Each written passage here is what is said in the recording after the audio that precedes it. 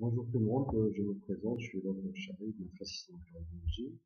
On va voir ensemble aujourd'hui les diurétiques de l'autonomie cardiaque, donc c'est deux cours différents, mais le point commun entre les deux, c'est que les deux font partie du traitement des sciences cardiaques. On commence par les diurétiques.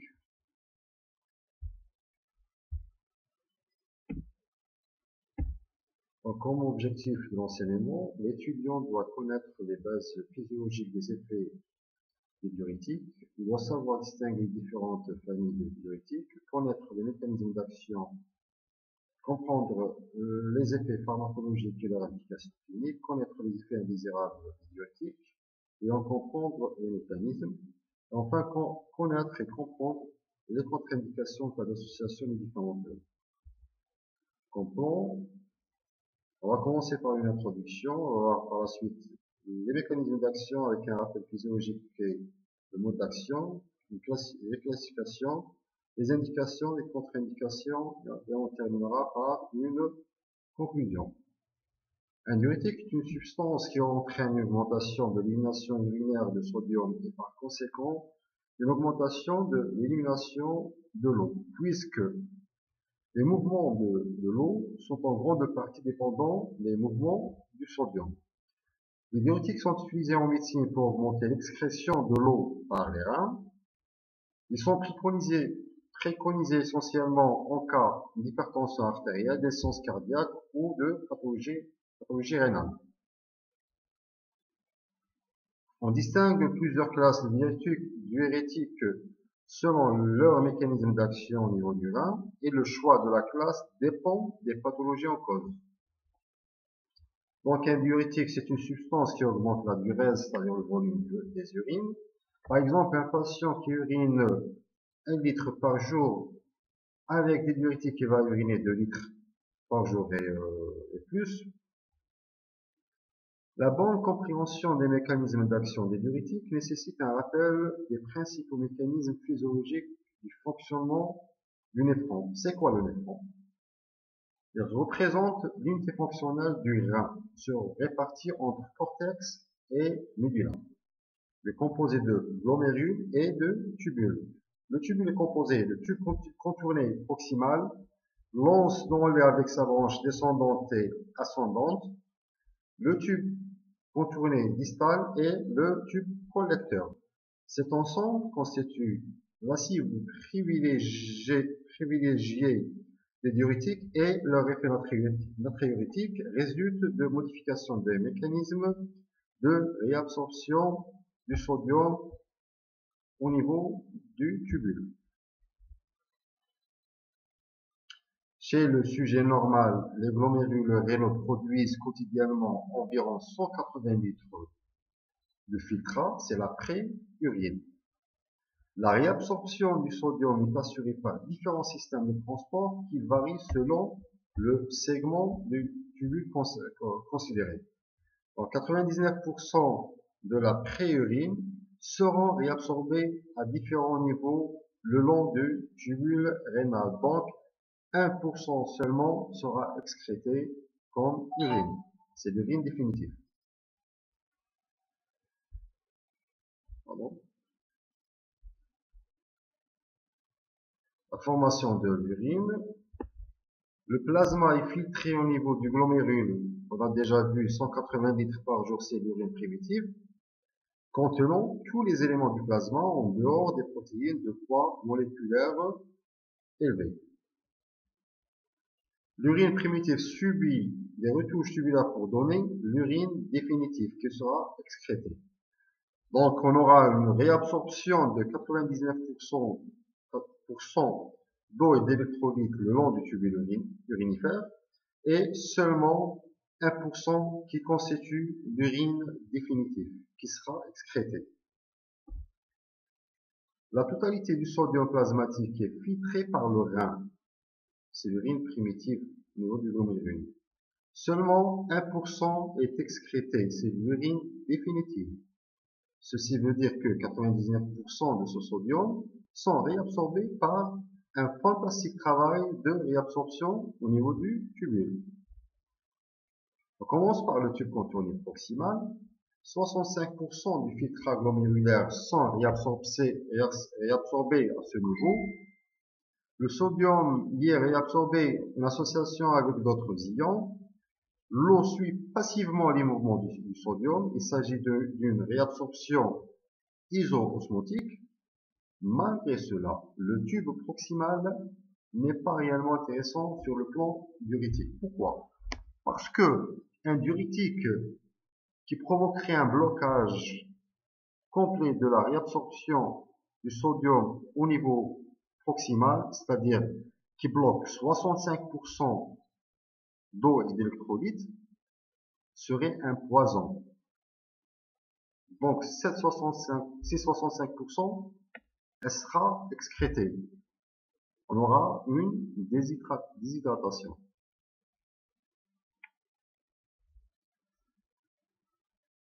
On passe à l'once en lait.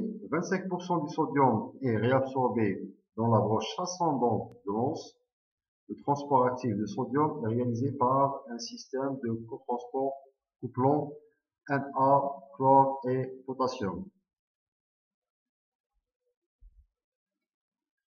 Au niveau du tube contourné distal et le canal collecteur, 9% du sodium sont réabsorbés au niveau du tube distal, en particulier en échange avec des ions potassiques et des protons sous l'influence de l'aldostérone et donc du système rénine, angiotensine, aldostérone. Après la sécrétion du potassium, la totalité du potassium filtré est absorbée en amont du tube distal. Donc le potassium urinaire provient exclusivement de la sécrétion distale.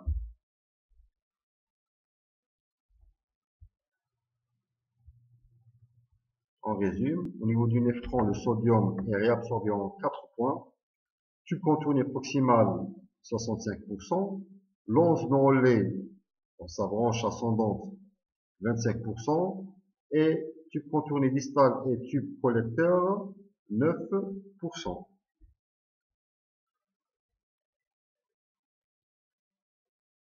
Cela nous donne 99% qui sera excrété. On a dit donc seulement 1% sera excrété dans les urines. Et les 99% sera réabsorbé.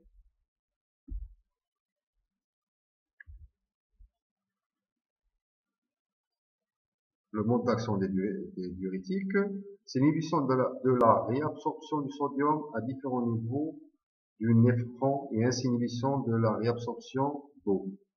Donc on aura une augmentation de l'élimination urinaire de l'eau et du sodium, c'est la perte hydrosodée, augmentant ainsi la diurèse.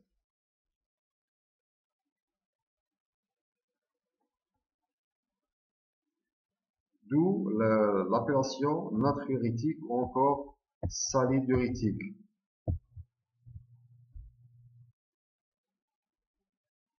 Parce qu'on aura une excrétion d'eau et surtout de sodium.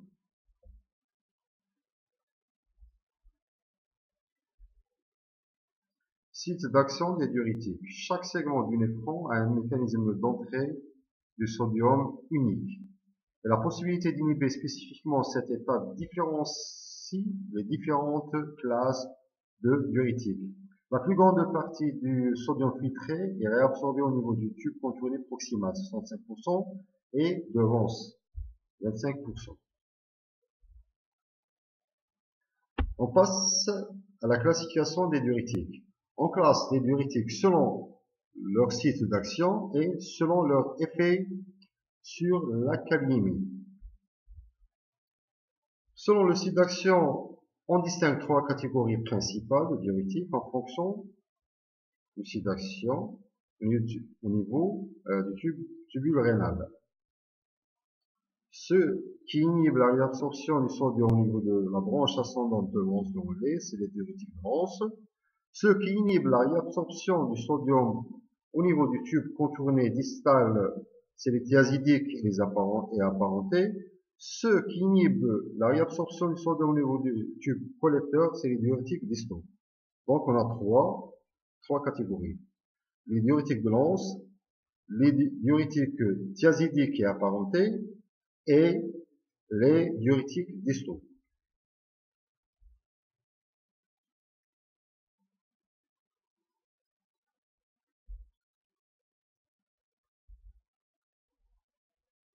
On passe à la classification selon l'effet sur la calémie. La connaissance de leur effet sur la calémie est indispensable.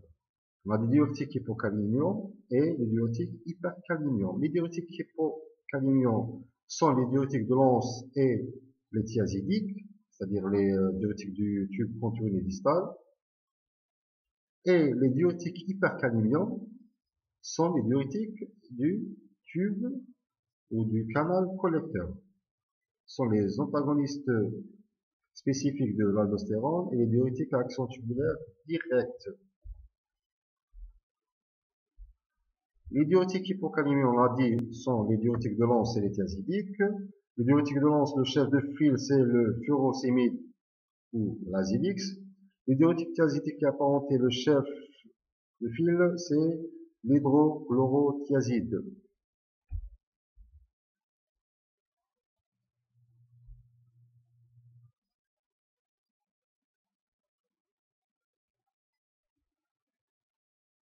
Le site d'action des diurétiques de l'anse, c'est la branche ascendante de l'anse normale. Il inhibe la réabsorption du sodium de chlore accompagné d'eau, ainsi que celle du potassium, du calcium et du magnésium. Ils ont un effet vasodilatateur général. L'effet natriurétique est d'apparition rapide, quelques minutes après injection en intraveineux et 30 minutes après absorption rénale, plutôt orale, et de durée relativement brève, 3 heures après en intraveineux et 6 heures après absorption orale. Ils ont une puissante action, relation effet-dose. Le chef de file, on l'a déjà vu, c'est le furosémide.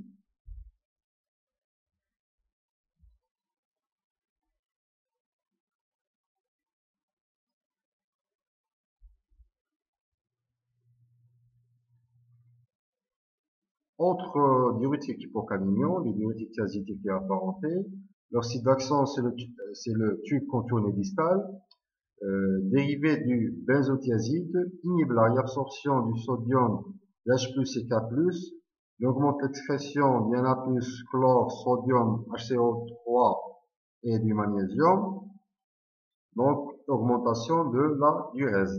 Action moins rapide que le diurétique de l'anse, délai d'action est d'1 à 2 heures. Durée d'action plus longue que celle des diurétiques de l'anse, entre 6 et 24 heures, voire même 48 à 72 heures. Inefficacité en cas d'essence rénale, contrairement aux diurétiques de l'anse.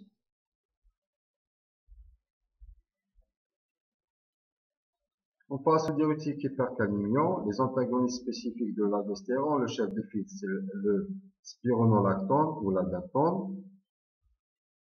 Et les diurétiques à action tubulaire directe, l'amyloride et le triantérène.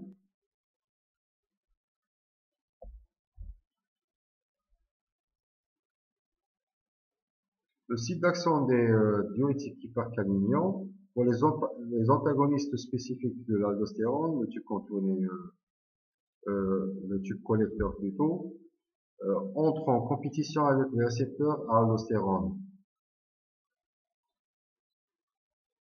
Les diurétiques hypercalémiants ont un effet diurétique modéré, faible efficacité n'atteignant que 2 à 3% du sodium filtré. Leur cinétique est longue, l'effet diurétique maximal s'obtient au bout de 48 heures et se prolonge pendant au moins 48 heures, perdent leur efficacité en cas d'essence rénale. Comparaison des propriétés des différentes classes de diurétiques. Les diurétiques de l'anse sont ceux qui peuvent induire la plus grande élimination hydrosodée. Les diurétiques de l'anse sont ceux qui peuvent induire la plus grande élimination hydrosodée. Les diurétiques de l'anse et les thiazidiques augmentent l'élimination de potassium, sont des diurétiques hypocalémiants. Les diurétiques, par contre, les diurétiques distaux, à l'inverse, bloquent cet échange, donc l'élimination potassique, d'où risque d'hypercalémie. Les excrétions de calcium sont augmentées par les diurétiques de l'anse et diminuées par les thiazidiques.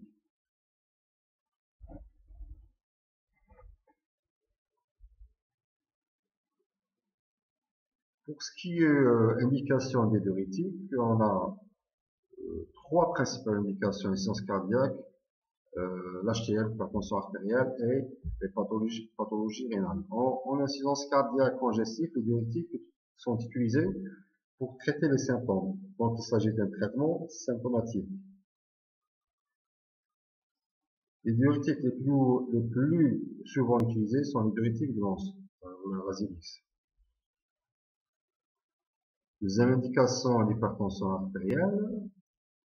Autre indication, l'acide cirrhotique, l'hypercalcémie, l'hyperkaliémie, l'insuffisance rénale.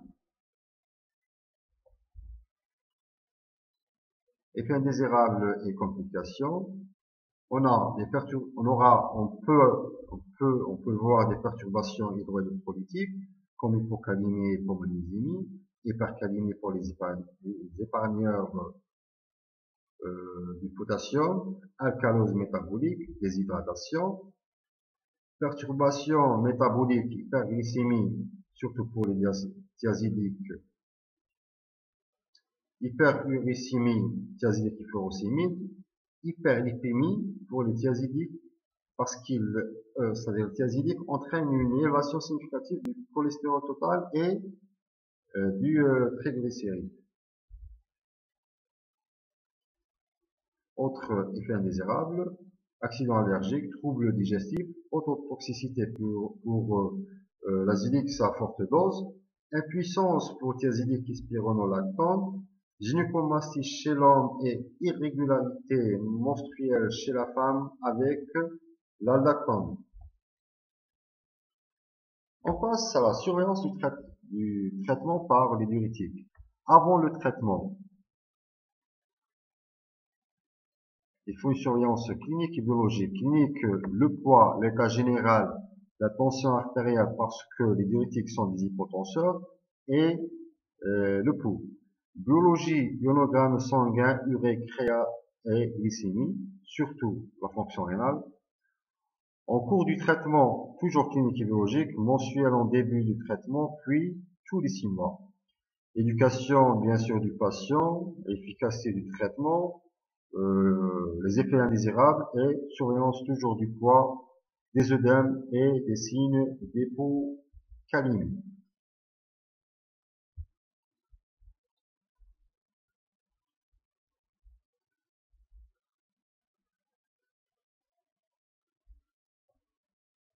On passe à la conclusion. Les diurétiques inhibent la réabsorption rénale du sodium et provoquent donc une augmentation de l'élimination urinaire de chlorure de sodium et d'eau. Leur intervention ne concerne pas seulement le sodium et l'eau, mais aussi les autres composants de l'urine primitive. Leur principale indication en cardiologie, l'insuffisance cardiaque, l'hypertension artérielle et les pathologies rénales. Donc, merci, on a terminé pour les diurétiques. On passe au tonique cardiaque. Donc, avant de passer au tonique cardiaque, on résume les diurétiques. Donc, on a dit que les diurétiques sont des substances qui augmentent la durée, c'est-à-dire la quantité d'urine excrétée. On a vu que 99% de l'urine primitive sera réabsorbée au niveau des tubules rénales. Et seulement 1%, c'est l'urine définitive, c'est-à-dire qui sera excrétée dans les urines. On classe les diurétiques selon leur site d'action et selon leur effet sur la calémie. Selon le site d'action, on a 3 classes. On a les diurétiques de l'ANS, le chef de file, c'est le furosémide. On a les diurétiques du contour distal, sont les diurétiques thiazidiques et apparentés. Et on a les diurétiques distaux, c'est-à-dire les diurétiques du tube collecteur. Et selon l'effet sur la calémie, on a des diurétiques hypocalémiants et les diurétiques hypercalémiants. Les diurétiques hypocalémiants sont les diurétiques de l'ANS et les diurétiques thiazidiques et apparentés. Les diurétiques hypercalémiants sont les diurétiques distaux. Ok? On passe donc au tonique cardiaque.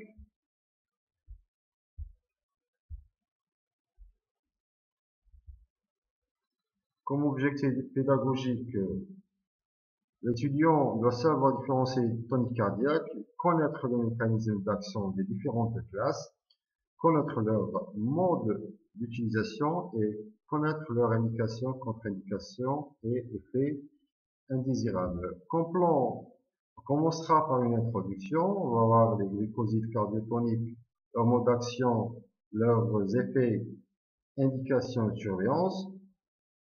En deuxième place, les toniques cardiaques et les pétamimétiques, les inhibiteurs de la phosphodiesterase et on terminera par une conclusion. Donc, les toniques cardiaques sont des substances qui permettent une augmentation de la concentration du calcium au niveau de la cellule myocardique. Cela aurait pour effet une augmentation du nombre de ponts entre actine et myosine, améliorant ainsi la capacité contractée des cellules et du muscle myocardique en général.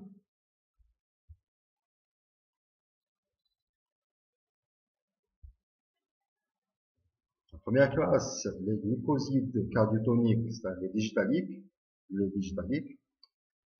Les digitaliques inhibent la pompe NAK-ATPase. Ils vont induire une augmentation de la concentration intracellulaire du sodium. La sortie de ce sodium cumulé en intracellulaire se fait grâce à une pompe qui fait entrer le calcium. On va voir le schéma. Donc, on a dit que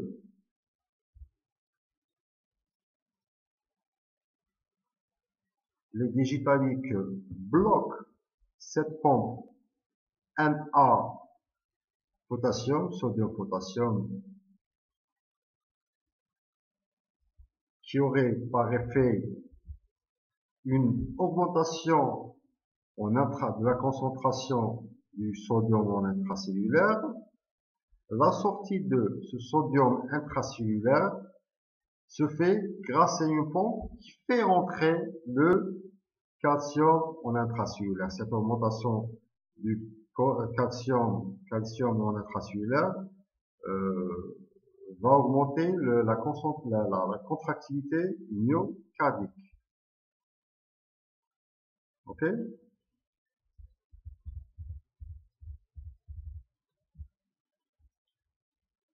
Les effets des digitaliques, ils ont un effet inotrope positif, c'est-à-dire ils améliorent la contractilité myocardique.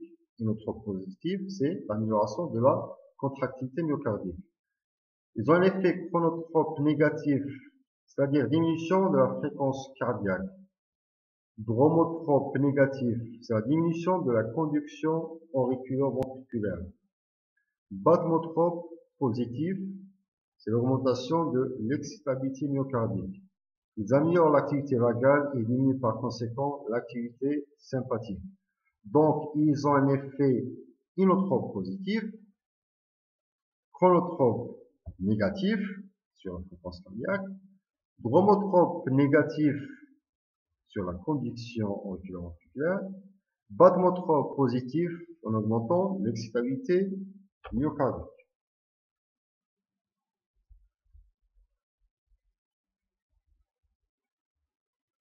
Comme molécules, on a la silanide, la digitaline, la digoxine et la sédilanide. La voie intraveineuse est réservée pour le traitement en aigu des troubles du rythme supraventriculaire afin de ralentir la cadence ventriculaire. Une injection est généralement suffisante. La répétition doit être limitée. Donc, l'usage intraveineux est réservé pour les cas, disons, urgents. C'est-à-dire le traitement en aigu. La posologie habituelle de la digoxine est de 1 comprimé par jour, mais doit être réduite chez les sujets âgés en cas d'insuffisance rénale. La digoxine est la molécule qui doit être utilisée. La élimination plus rapide, sauf en cas d'insuffisance rénale où la digitoxine est préférée.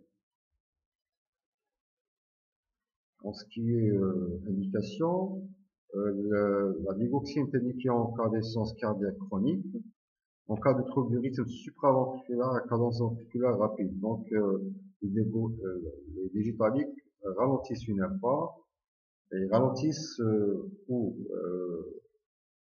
empêchent le passage en fibrillation d'un fluctuateur ou d'une tachycardie atriale. Les contre-indications des digitaliques. Les contre-indications absolues sont les blocs auriculo-ventriculaires deuxième au troisième degré non appariés, les troubles du rythme ventriculaire grave, les syndromes de préexcitation, les cardiomyopathies hypertrophiques obstructives, les troubles du rythme secondaires à une intoxication digitalique. Les contre-indications relatives sont présentées par les blocs de branches bilatéraux, les maladies du sinus, le cœur pulmonaire chronique ou l'hypoxie et les troubles acidovasiques favorisent les intoxications digitaliques.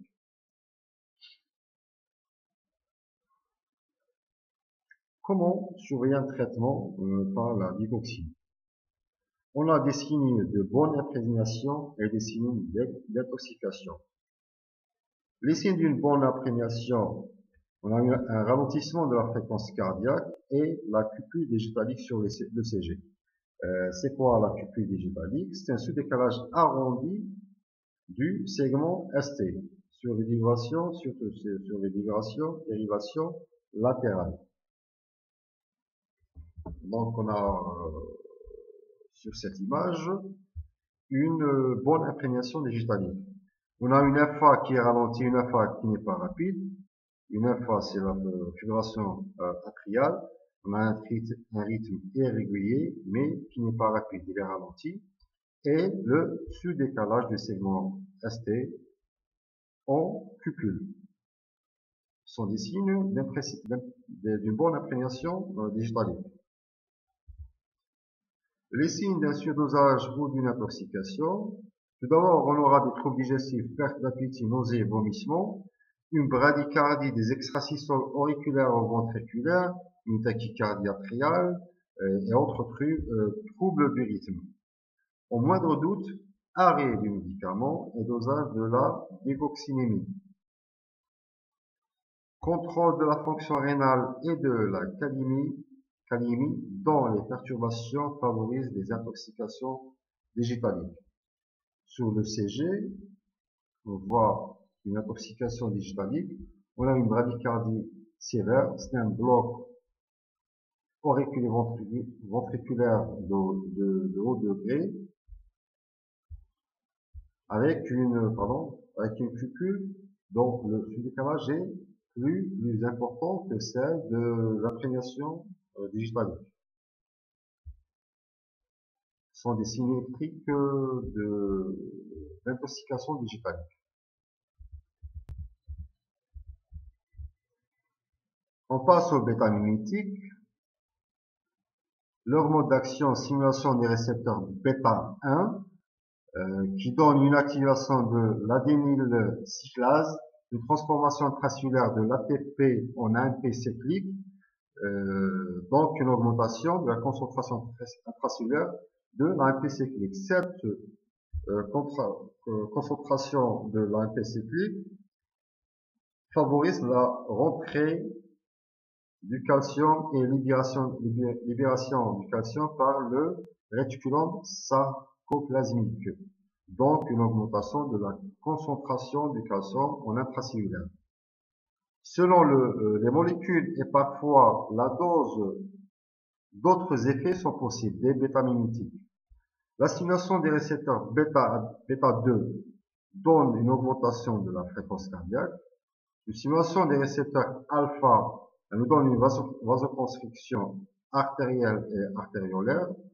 Une stimulation des récepteurs dopaminergiques rénaux donne une augmentation du débit sanguin rénal.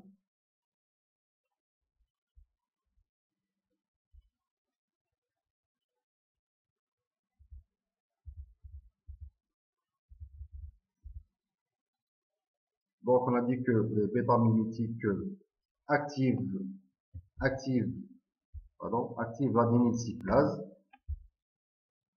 qui va transformer l'ATP en AMP cyclique.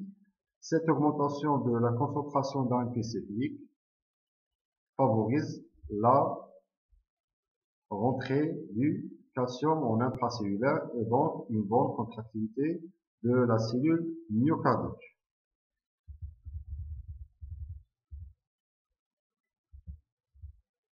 Comme molécule, on a l'isoprénaline, c'est du sucrel, la dobutamine, le Dobutrex, et la dopamine, donc c'est toujours la dopamine. Et chaque molécule a un effet selon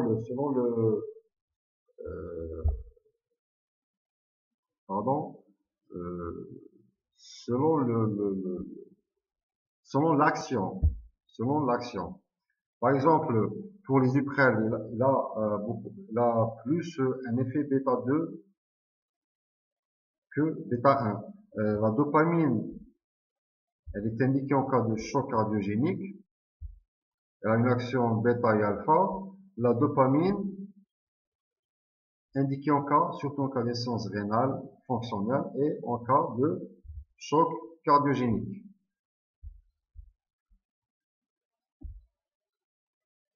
Pour le choc cardiogénique, le traitement vise l'augmentation de la contractilité et donc du débit cardiaque par stimulation bêta 1 avec la moindre stimulation possible des récepteurs bêta 2. Cette stimulation c'est-à-dire la stimulation des bêta 2, est pourvoyeuse de troubles du rythme. Et alpha qui augmente la résistance périphérique. Le schéma standard utilise des paliers de dobutamine on passe de 5 gamma par kilo par minute à 20 gamma par kilo par minute en palier. Adjoindre la dopamine à 5 gamma par kilo par minute. Le principe d'utilisation, c'est également sur une période la plus courte possible. À la longue, une désensibilisation de myocarde par internalisation des récepteurs va apparaître.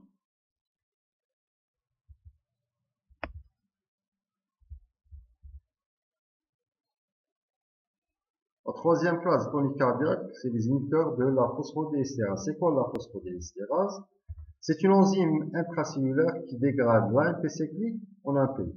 Et on a besoin de cet AMP cyclique en intracellulaire pour favoriser la rentrée de calcium en intracellulaire. Donc, cette enzyme, elle va elle va dégrader l'AMP cyclique en AMP et donc diminuer la concentration intracellulaire d'AMP cyclique. Ces inhibiteurs de la phosphoestérase maintiennent une concentration intracellulaire élevée d'AMP cyclique et par conséquent augmentent la concentration intracellulaire du calcium. Autres effets notés avec ces substances, une vasodilatation périphérique et l'amélioration de la relaxation ventriculaire en facilitant l'activité de largage et de recapture du calcium par le réticulum sarcoplasmique. On va voir le schéma.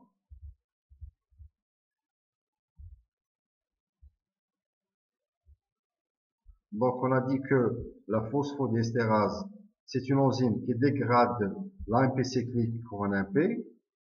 Donc elle va diminuer la concentration d'AMP cyclique en intracellulaire et par conséquent une diminution de la rentrée du calcium, c'est-à-dire de la concentration intracellulaire du calcium.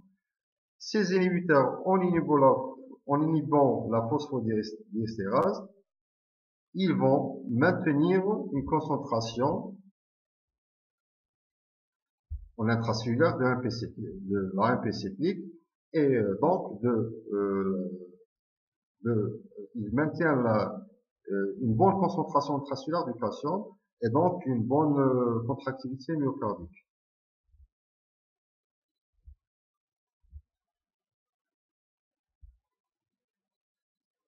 L'usage des inhibiteurs de la phosphodiesterase dans les insuffisances cardiaques aiguës avec bas débit cardiaque, l'amélioration de la contractilité, du remplissage et la diminution de la post-charge rétablissent la fonction cardiaque et la perfusion périphérique, mais avec une surveillance stricte de la pression artérielle.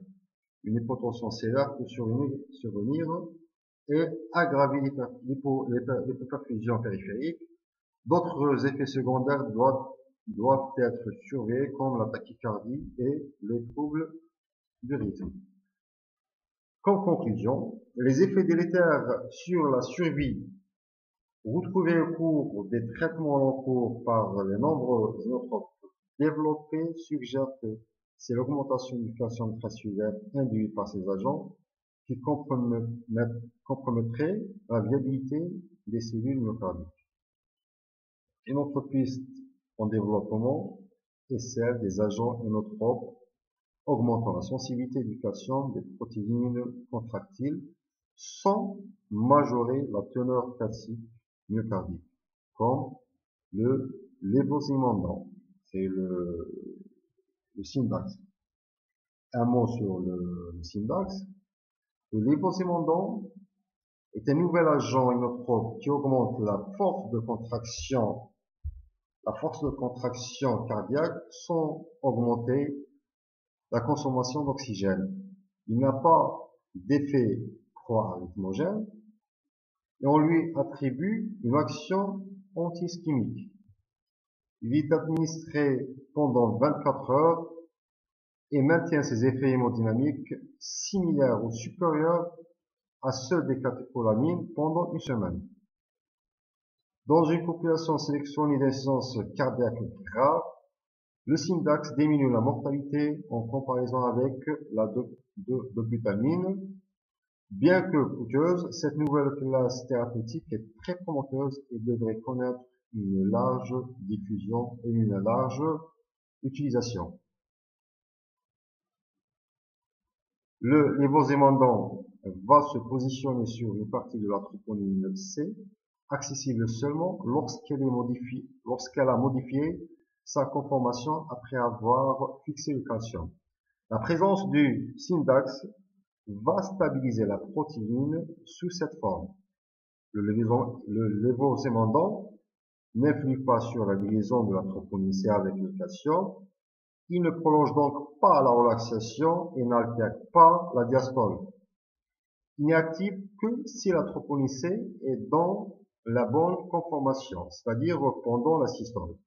Son action est dépendante de la concentration en calcium dans la cellule.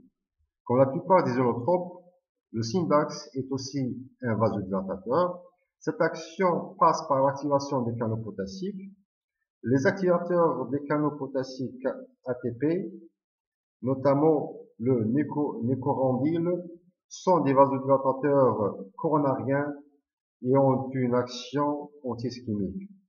Le lévosimendan se présente donc comme un inotrope qui augmente la force contractile du myocarde sans modifier la consommation d'énergie du cœur ni induire d'épisodes ischémiques.